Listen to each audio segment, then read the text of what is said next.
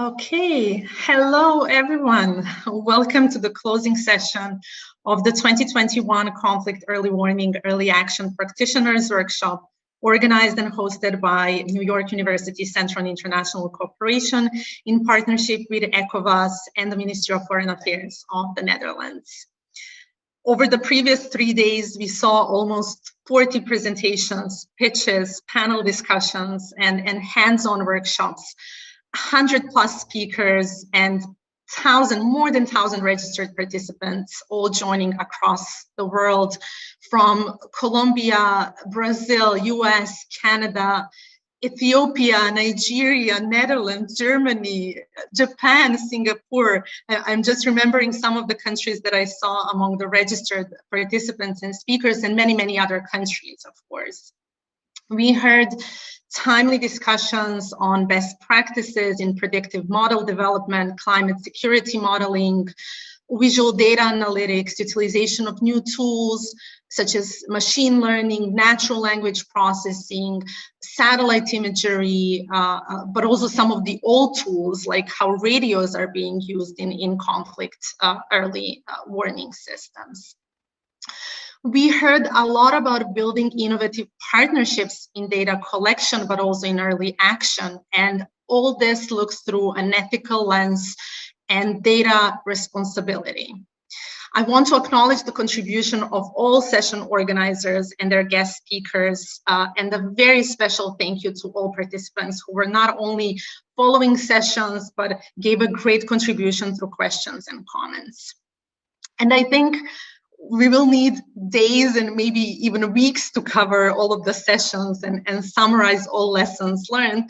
But with this final session, we really want to acknowledge all your contributions and to summarize maybe only a first round of impressions and start envisioning together some future steps. I wanted also at the very beginning to remind us all why we decided to organize this workshop. First of all, as many sessions emphasized, we need to really cover early warning and early action, which is extremely important today, especially when we see new challenges to peace arising. Second, with all of the advances in new technologies, in emerging technologies, we wanted to have this honest conversation about how we can utilize these technologies, what can be done with them, but also what can't be done or shouldn't be done with new technologies in this field and in early warning systems. And third, we wanted to gather this community of practice in one virtual space of co-creation. And we spent the last year in mapping all of these organizations, all of your organizations, initiatives and projects. And with this event, we are really giving a shout out to your work and also creating a space for initiating partnerships and envisioning some future collaborative action.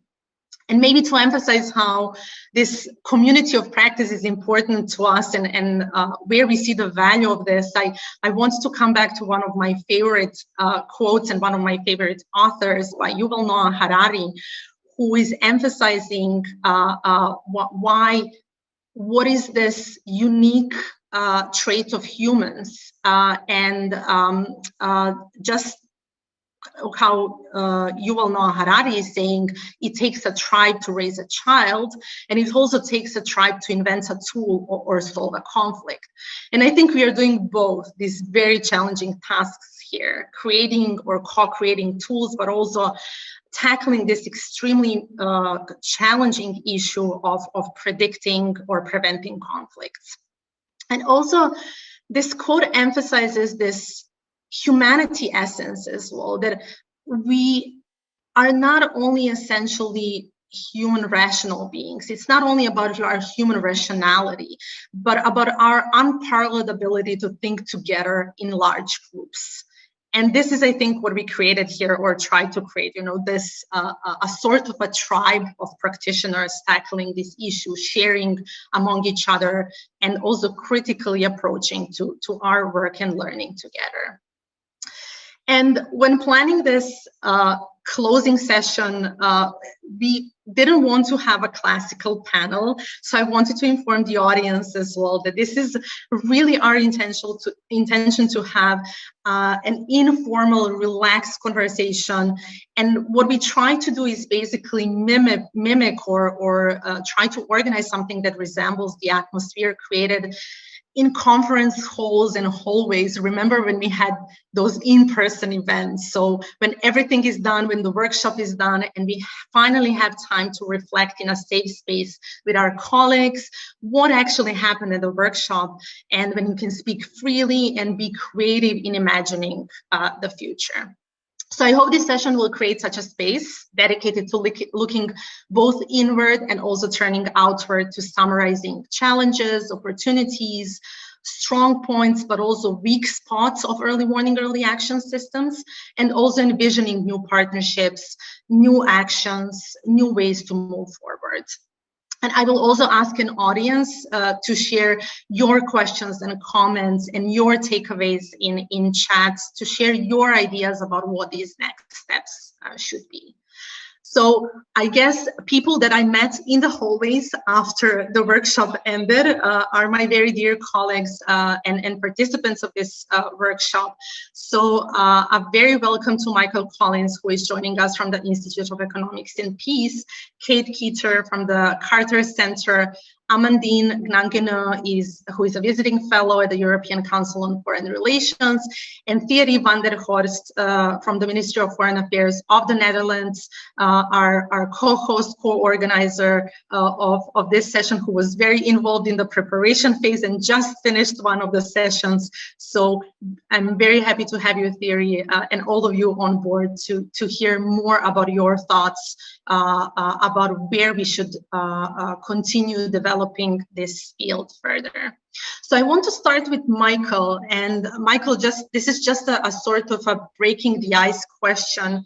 And what we heard across many sessions during this conference is that we are facing increase in civil unrest, eruption of conflict, even climate crisis, how climate crisis is on intersection with conflict. We heard about violent extremism, communal clashes, social and political tensions. So all of these challenging problems, and I really wanted us in this session to make a sort of a circle and to make sure that, yes, we are looking into tools, we are looking into solutions, but we also need to be aware of all of the not only traditional but new emerging problems. And we just heard in one of the sessions from the data kind how important it is, even when we are tackling problems with data-driven solutions, to always start from a problem. So can you help us, Michael, just to sort of wrap up this? What are those challenges? You are tackling this a lot through different publications and research that you are doing, from Positive Peace Index, Terrorist Index. You published a really interesting paper about relations between COVID-19 and how COVID is impacting peace. So help us put a scene now with some of your thoughts. Yeah, absolutely, Branka. And it's funny, a lot of those things that you mentioned regarding like the increase with civil unrest, for example, and increasing levels of conflict, are stuff that really sort of coincide with a lot of sort of our key findings from the Global Peace Index, I suppose you could say, and I'd be happy to share sort of a couple of reflections on that. I mean, one of sort of the things about the sector, I think, is that sort of despite the complexity, if you will, of kind of the work that we do and the predictive nature and trying to sort of get accurate predictive measurements, all of this is largely based on sort of past trends, right? That's the only information that we really have to go with. So kind of one of the ways that I try and sort of get my mind around it in many ways is to kind of sort of imagine it as a roller coaster, right? Going down the rails.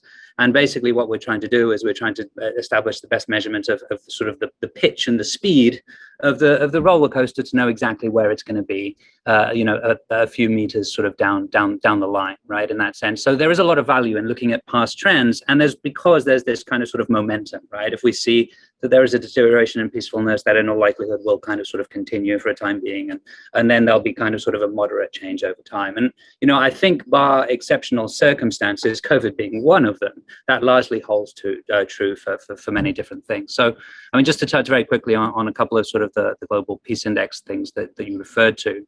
I mean, as a trend over the last 10 to 12 years, we've seen this sort of deterioration in levels of peacefulness, peacefulness deteriorating for 9 of the last 12 years. Deteriorations in kind of sort of the safety and security domain. So this is the internal dynamics of countries primarily, and also the ongoing conflict domain. And that's both sort of an increase in the number of conflicts, but also in the intensity of conflicts worldwide as well. So kind of sort of, parallel to that, coincidental with that, tangential to that, or because of that, is obviously the increasing number of refugees and IDPs that has essentially more than doubled over that same time. I mean, refugees and IDPs now account for nearly 1% of the world's population, so a major, major challenge. Excuse me, they're ahead for all of us. You noted sort of the increase in civil unrest. That's more than doubled essentially in the last 10 years. And one sort of quick data point here, nearly 100 countries recorded a violent demonstration in 2019. So just a quick sort of point of reference there. And, with that in mind, really, there's no reason to see sort of an immediate change to that. In other words, we see that trend, kind of continuing. There's a slight caveat and a bit of nuance to that, but I'm just going to leave that until the end. But there are a number of aggravators that you've already mentioned. So, COVID-19, of course, being one of them, not only the impact that it has on the economies of each country, but also the impact that it will have on things like development aid, for example, on support for counterterrorism efforts, and even for things like UN peacekeeping as well, right? As countries have less money available for their own populations, they'll be less available and willing to support other countries as well.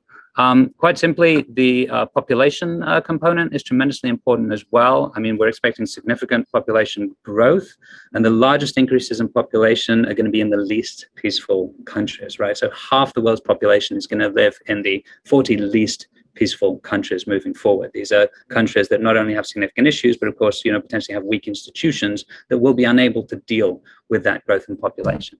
So very tied to this as well are things like sort of the food security and water stress. Water demand is going to increase by 50% over the next 30 years. Food security is already like a major, major issue around the world. About 2 billion people are currently food insecure, and about half of those are so food insecure that it's severely affecting their health. So you can really see how this can have sort of a long-term impact in terms of the productivity and the economic growth of the country as well. And then, of course, you touched on climate change. We note in our ecological threat register report how sort of natural disasters have essentially increased tenfold over the last 60 years and quadrupled in cost, and that's in PPP, right? So a significant increase in that area as well. And we also note how hydrological events, so essentially events that are sort of related to the shifting distribution of water on the planet, have increased the most, and flooding being the largest one of those. So add to that, of course, things like the rising sea levels, et cetera, food security, high population, we expect also to see significant displacement. So we estimate that about 140 million additional displacements or people are at risk of displacement over the next 30 years as well. So the kind of sort of the small little caveat I left in before is that what we have seen is these levels of positive peace. Some levels of positive peace have improved. So positive peace is sort of this, we define as the attitudes, institutions, and structures that sort of create and sustain peace over time.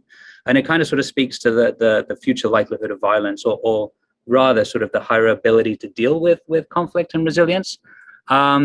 So, we've seen improvements in economic, technological, and scientific developments. That has kind of sort of overtaken some of the weakenings in institutions. But one of the large concerns that we see or have is this deterioration in what we call the attitudes domain, which does include things like sort of exclusion by socioeconomic group and group grievances and freedom of the press, but is largely related to quality of information. And I think that this is something that the sector has really latched onto. So I think that all of the work in that particular domain have really got sort of a lot of merit. So I'll kind of sort of leave it there. But what I'd love to touch on, perhaps in sort of the closing comments, is perhaps expanding that early warning window from sort of trying to establish the shortest window possible to trying to create the longest window possible as well. So I'll be happy to go into more details then. Thank you, Michael, for helping us to sort of wrap up all sorts of difficult and complicated problems out there. And I think by covering the problems, we actually covered a lot of sessions that we had in our workshop.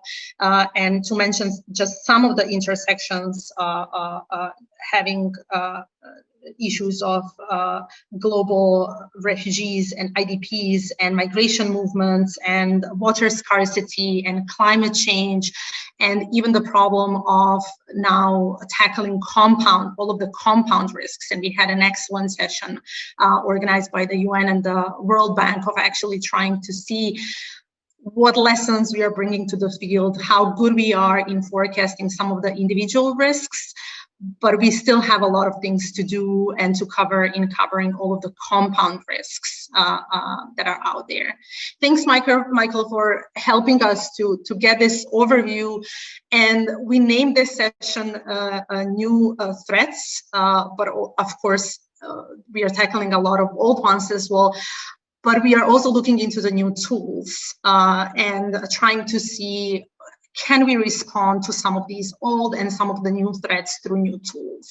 So when I was thinking about this, I was immediately thinking about Kate's work, and we had a chance to talk about this before. And I think Kate's work is a representation of a sort of building bridges between the traditional peace building work or helping the traditional peace builders, and then trying to see what are the options out there on the technology side, and can we help build these bridges to actually make our work more impactful. So I'll bring you in, Kate, now and just share with the audience what was your experience with this in your own work. But since I saw you in many sessions throughout the workshop, I also want to ask you about some of the takeaways from the workshop as well. What are the things that you will take to your work from some of the sessions that you had a chance to participate? Kate. Definitely, Branka. Thank you. I'll try. I want to make sure that I highlight some of the great work that I saw in the sessions I went to, and not just talk about the Keator Center. Though I will mention it quite a bit, because we've been touching upon much of these tools that I saw within the last few days sessions, but everyone's approaching them from a different way.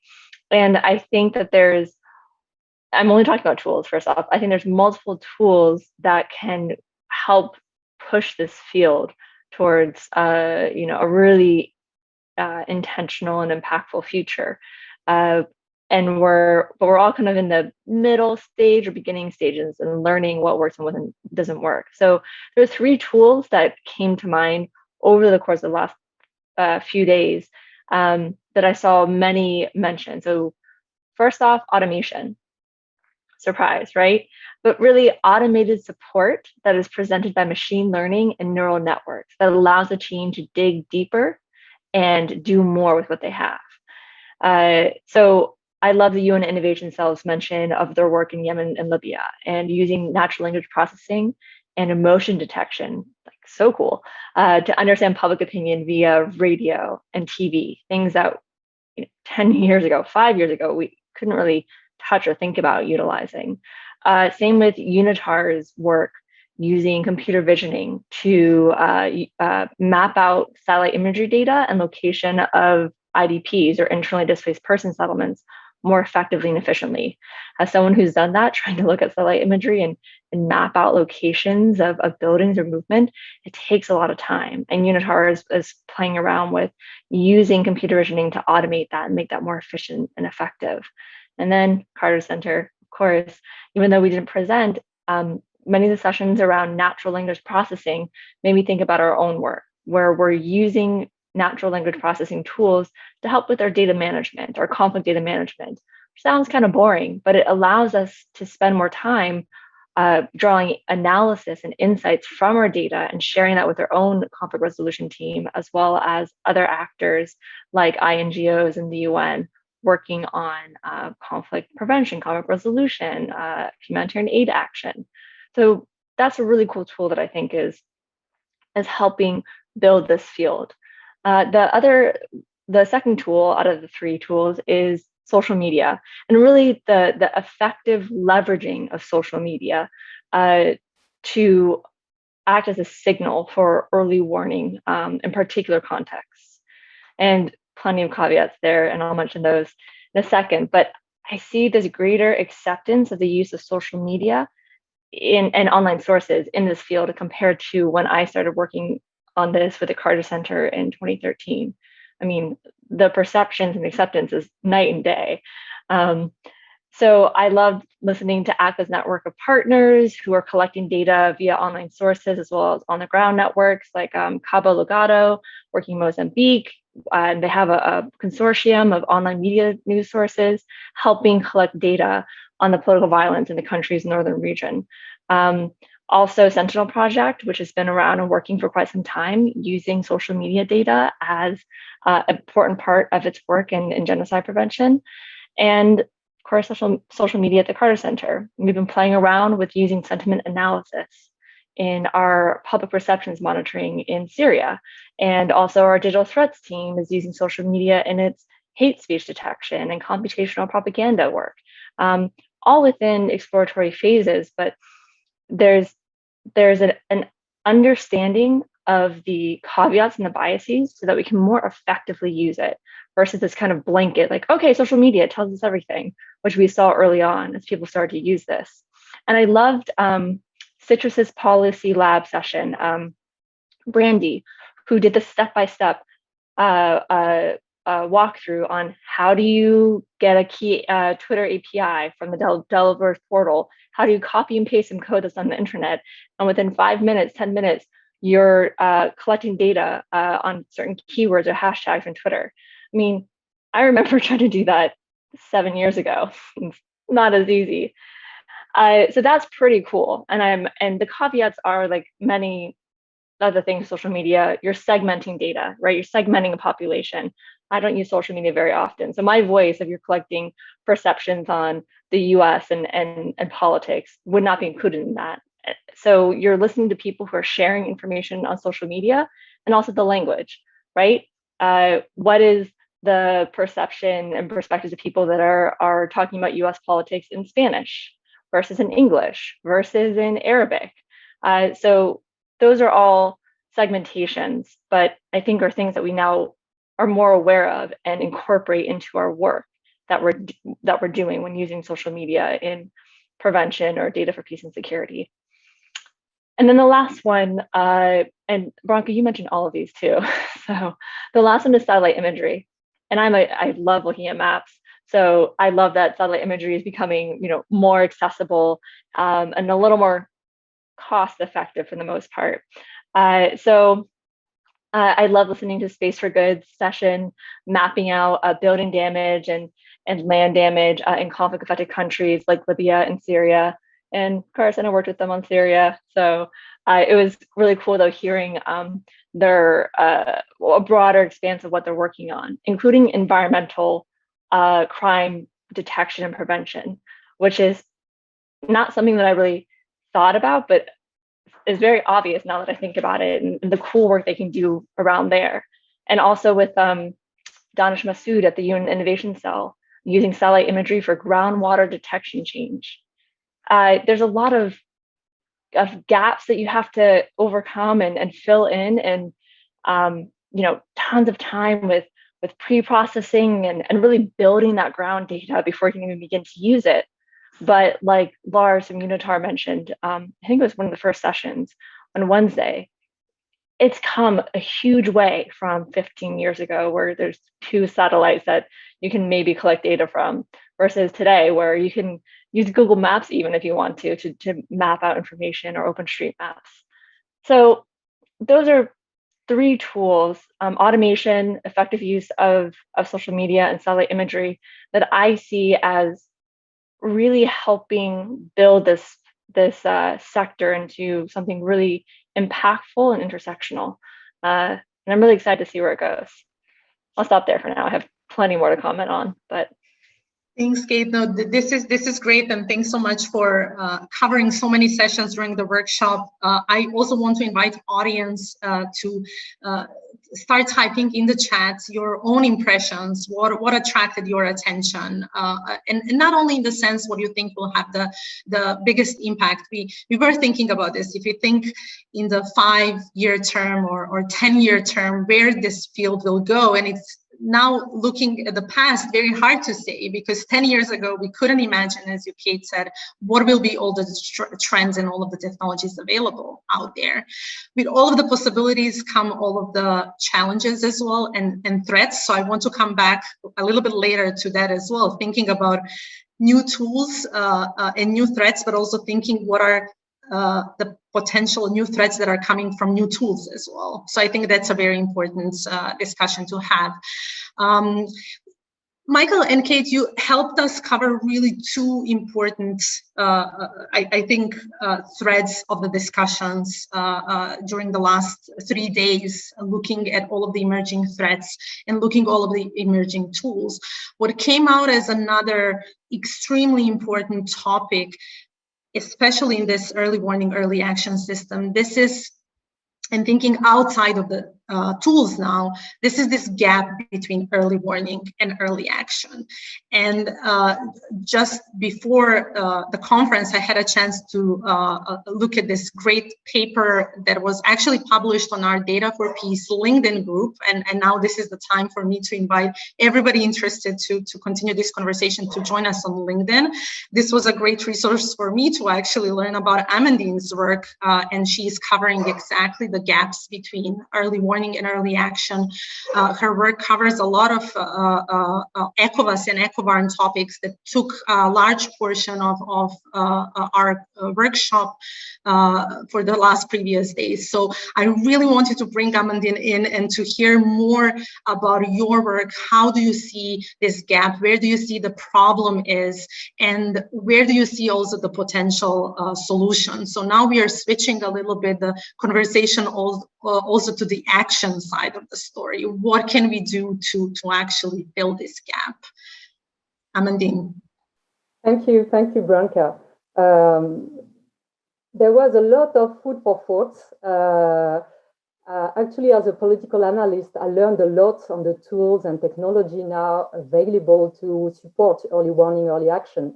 And I'm also happy that actually private sector is also sharing its experience on that. And of course, there has been a lot of technical progress since, I would say, the first generation of early warning system launched in the 90s. Yet, I would say that based on my experience and everything I heard during the last 2 days, technology will definitely help. It is necessary, but it could not be everything to fill the gap. It's not sufficient. Why? I would say first, technology can help to choose or to select among a massive amount of data, of information. But we still need to find the right balance between oversimplifying or overcomplexifying the situation. And what I learned, and this is the second reason, this is the data collected need to be translated. And sometimes they can be mistranslated. So there is still a risk that data collected not really represents the reality, the reality on the ground. And I heard this. I mean, there is a lot of storytelling. Everyone has his own bias. So it's very difficult at the moment to find the right solution.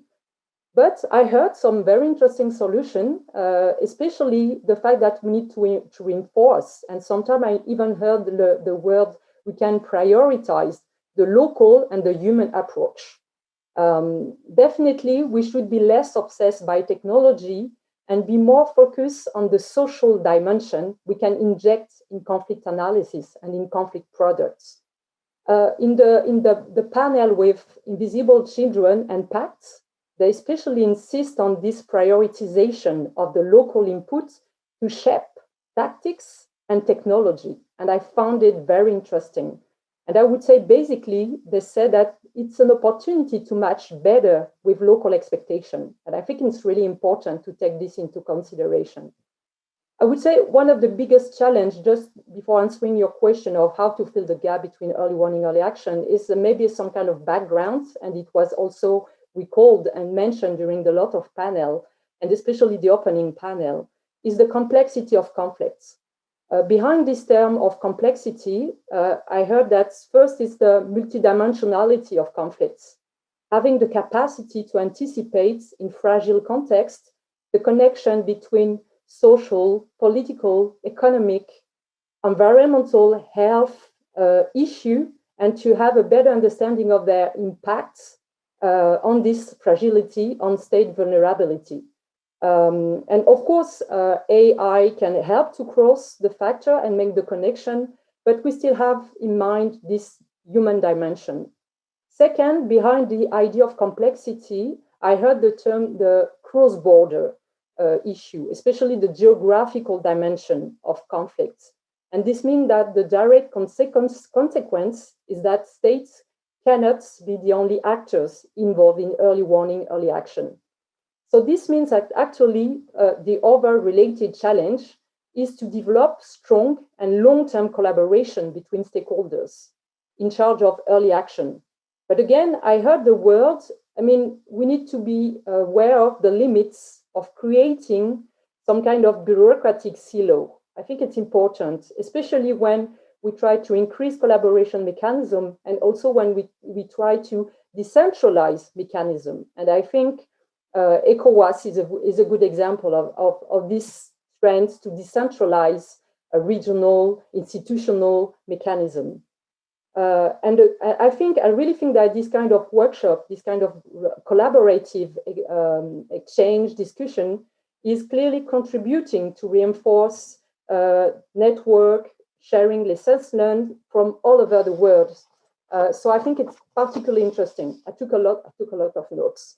But regarding the gap between early warning, early action, I would say the biggest challenge is, how to better communicate relevant information to support decision-making, to ensure buy-in from political stakeholders. I heard a lot this dimension.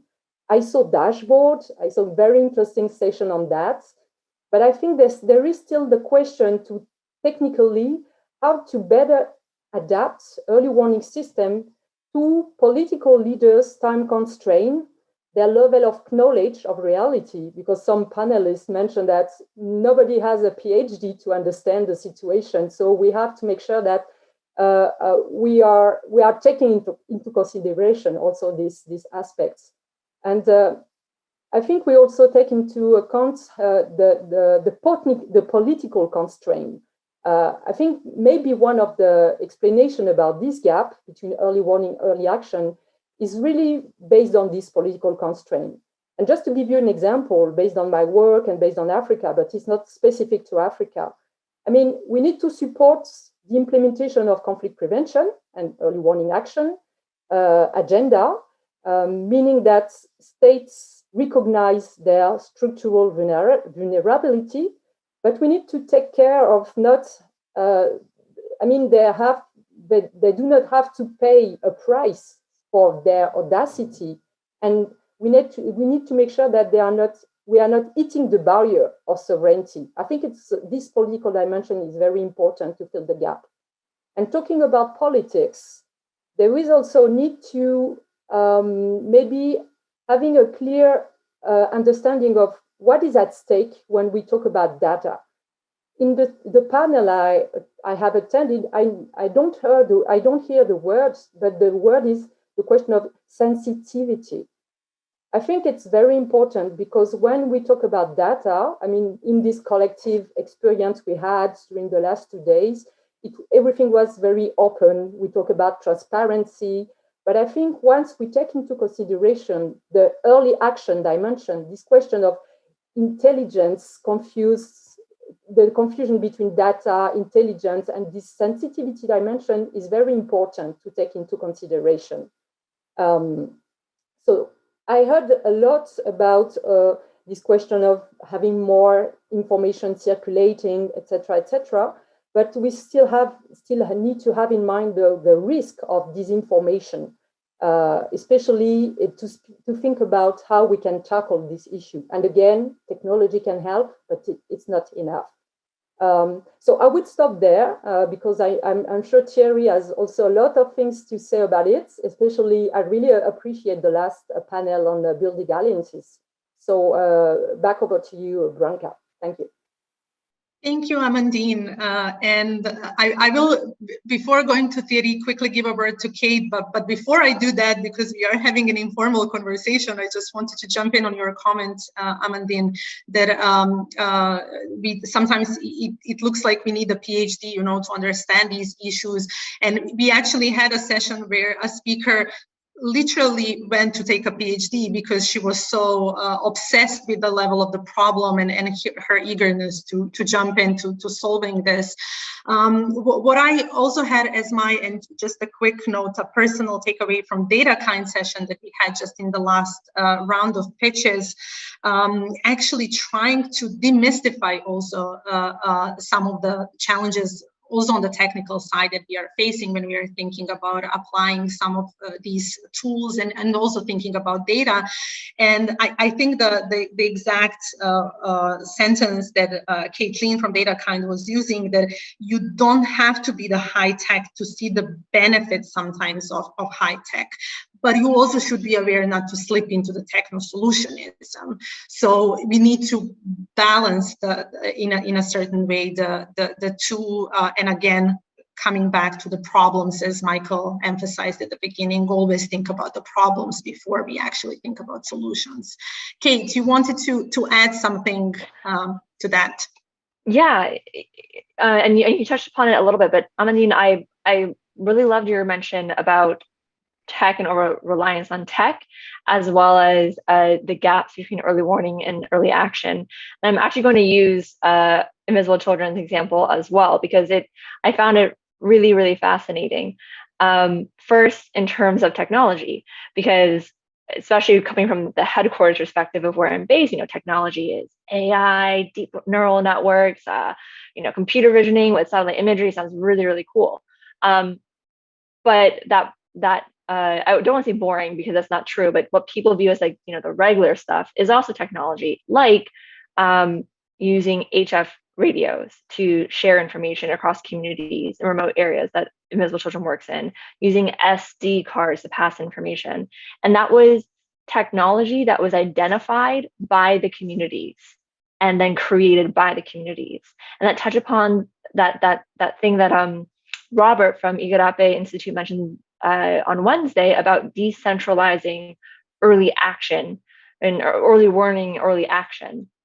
You know, is it always about having a nation state top-down approach to early action and early warning?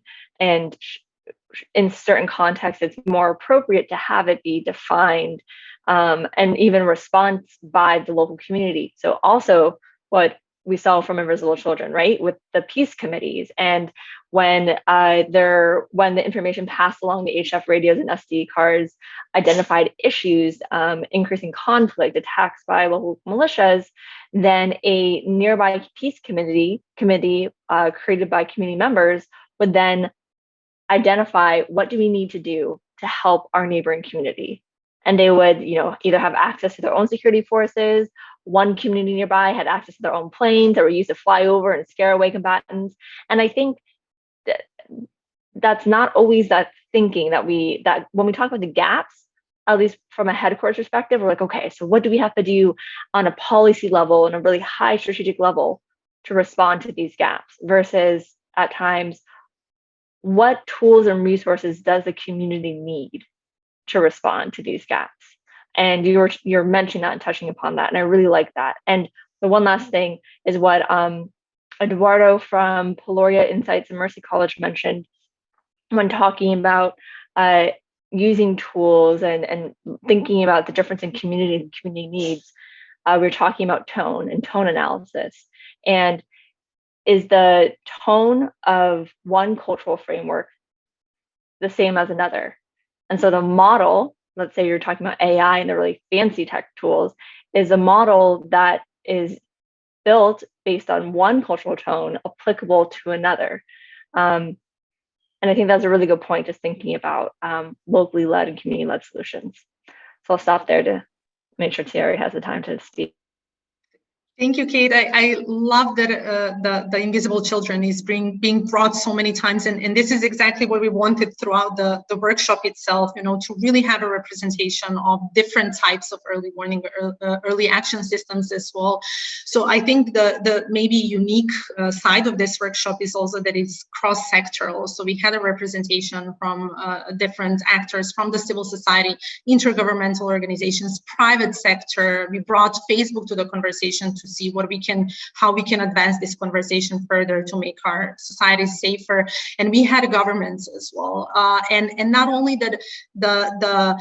not only the gap, but the suggestions of moving forward can be different for each of the sectors, but it's also very important to have communities on our mind. And Invisible Children was one of the sessions we had. Peace Direct also sharing their community approaches as one of the last sessions as well in achieving early warning, early action. And I think this is extremely important to have, not only to look into high-tech level settings, but also not only low-tech, but just listening to the needs of local community and having a co-creation with local communities. So I'm kind of jumping to my own conclusions, like thinking with you together, what would be my conclusion from the workshop? And I will just quickly bring Sylvester comment here, who is joining our discussion now, and again, praising some of the tools and availability that is out there, but also emphasizing and suggesting that these tools need further to be developed for local context, and always listening. And I think, Kate, this is exactly what you mentioned now, emphasizing the importance of local context, and also what Sylvester is adding, to carry the grassroots implementers or civil society organizations along. So this was the idea of the conference, bringing different actors. Now, Thierry, thank you so much for being patient. I want to bring you to the conversation now. You are actually part of this conversation, maybe even the longest time, because you were involved at the very first workshop that was organized 2 years ago in New York. Then you yourself organized the workshop in The Hague last year. You were super involved in the preparation of this one. You really have this big level picture. So I would like to invite you to share with us some of your insights, maybe not only from the conference, but also looking at the last 3 years or even longer, how long you are in the field. What has changed? What are the potentials out there? Yes, Thierry, jump in. Yeah, thank you very much, Branka, and all the other speakers before me as well. It was a really interesting conference. As my deputy director said during the opening session, when he looked at the agenda, it's a pity that the parallel programming is taking place, but it's a blessing that we have the recordings to watch later, because as speakers before me has already mentioned, I believe Kate, in her enthusiasm about everything, I think she's absolutely right. There's so much going on in this field, and it's really good to hear that from colleagues from all over the world, and to see that this community is coming such a long way every year, that we that passes new initiatives, and you see people and organizations making use of technologies that were not available previously. And I think that's something that's really important for us, for the Kingdom of the Netherlands as well, to focus our resources, because Michael spoke about scarcity of resources worldwide, and what that means for stability and security and the lives of people living in those countries. But of course, in our ministry and in our country, we also have limited resources. It's taxpayers' money. We try to spend that as wisely as possible. And data helps us focus our energy and focus our spending. So it's not only about preventing conflict based on early warning signals we receive, but it's also about allocating our resources to the places where it can make the most of a difference and to help us make the world a little bit safer and a better place. And it's really great to see that the enthusiasm that's been present in this field over the past couple of years, at least since I joined it, is just going on as strong as ever. It's really nice to see this optimism, even among the bleak picture that we sometimes paint for the future, that we keep on focusing our efforts on what is possible. Like Amandine mentioned, we also have to take into account the blind spots there and the risks of our choices for certain technologies. And within our ministry, we've also always seen the data-driven inputs towards our early warning processes as one of the factors.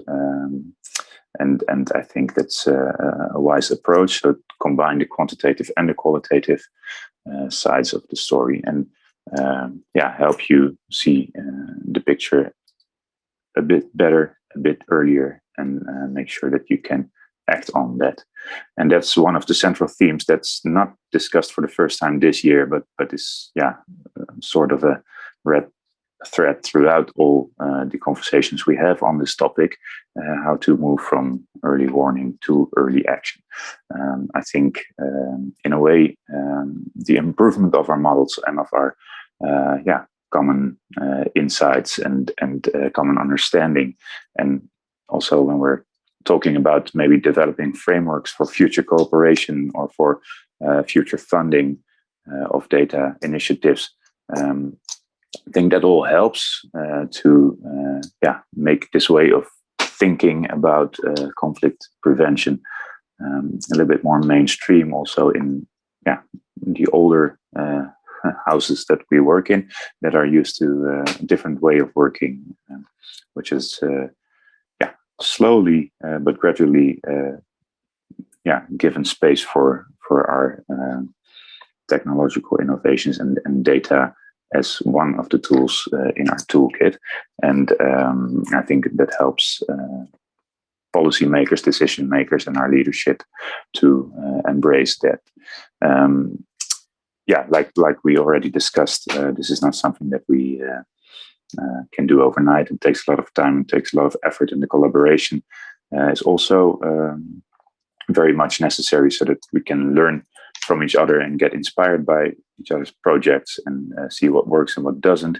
The panel session I had before this one also spoke about this collaboration and to join forces where possible, and also the challenges in that, and the need for common action also, because no single country or single organization can make the difference in conflict or possible future conflict. So there's a lot that we still need to unpack there. But that's just my first thoughts on the field as a whole. With regards to this conference, I wanted also to take this opportunity to thank you very much, Branka, and also Paige and Robert and other people at NYU CIC who have been instrumental in getting this all together. I think it was a very wise decision on our end to hand you this task, because I know from last year how much time and energy goes into hosting such a conference, and I think you did an excellent job. So I can congratulate you on that, and really looking forward to the next parts of this program as well. And it's also very nice to, even if it's in a virtual setting, to see so many familiar names and faces returning. It's almost like we're in the same room. And it gives me a lot of energy to see that people all over the world in different organizations and governments and multilateral organizations like the UN and the European Union are also doing their best to make the world a better place through data innovation, through tech. And we still have a lot of challenges. We still have a lot of gaps, but I'm very hopeful for the future, and I think that's mainly due to the enthusiasm of this larger community of practice that you brought together here today. So thank you for all that, and I leave it at that for now. Thank you, Thierry, and thank you for all your support. It was really a pleasure doing this together, and also now having this big picture. It's really interesting to see how every single sector comes to the same conclusion. Like, we really had a mix of organizations representing their work, and the conclusion is always the same, that this problem could not be tackled by one sector or one organization. So Thierry, I'm just now amplifying your words, collaboration is needed. And I had this, I marked this quote as well from the Peace Direct session. So this is a civil society organization that actually supports grassroots work. So peace builders who are working in the field, and we wanted their voices amplified as well here in this workshop. So how are they doing this work? And we all come to this conclusion: technology can help. It's one of the tools, Thierry, as you mentioned, in the toolbox out there, but it's not the most important thing. The collaboration, networks, and sharing is the most important. So with this, I want to go back to Michael, and we are running, like, the time is passing quickly, but I know that Michael's concentration and the work of Institute for Economics and Peace is shaping a lot around collaboration and partnerships across different sectors.